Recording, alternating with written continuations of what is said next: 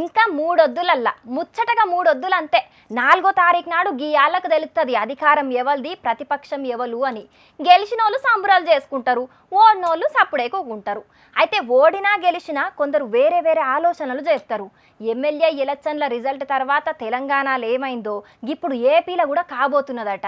మరి తెలంగాణలో ఏమైందో ఏపీలో ఏం కాబోతున్నదో అరుసుకోవాలి కదా. మరి నడురి.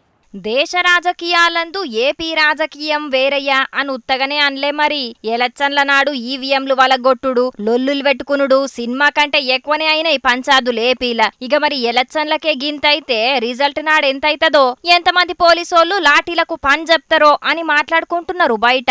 అయితే రిజల్ట్ నాడు అయ్యేదైతేనే ఉంటది గాని సందు చూసుకొని వచ్చే సుందేల్క లెక్క గోడ మీద కూసుండి ఎటు మంచిగుంటే అటు దున్కే గోడ మీద పిల్లి లెక్క రిజల్ట్ వచ్చినాక పార్టీలు మారేతందుకు ఎదురు చూస్తున్నారట ఏపీ లీడర్లు. ఏ పార్టీ అధికారంలుంటే ఆ పార్టీలకు జంప్ గానీకి ఇప్పటికెంచే పథక రచనలు చేస్తున్నారట. ఏ పార్టీ కూడా 100కు మీద సీట్లతోటి అధికారంలో కూసుండేటట్టు లేదు అని సర్వేలత్తున్నాయి. గెలిచే ఏ పార్టీకైనా మ్యాజిక్ ఫిగర్ కు అటు ఇటు ఓ 10 సీట్లు ఎక్కువ వస్తాయి కావచ్చు అని అంటున్నారు. గట్లచ్చేనంటే జంపింగ్ జపాంగ్ల పంట వండినట్టే. అడిగిన పదవి అడిగినంత పైకం అందిన కాడికి ఎన్కేసుకోవచ్చు అని ఆలోచనలు చేస్తున్నారట కొందరు లీడర్లు.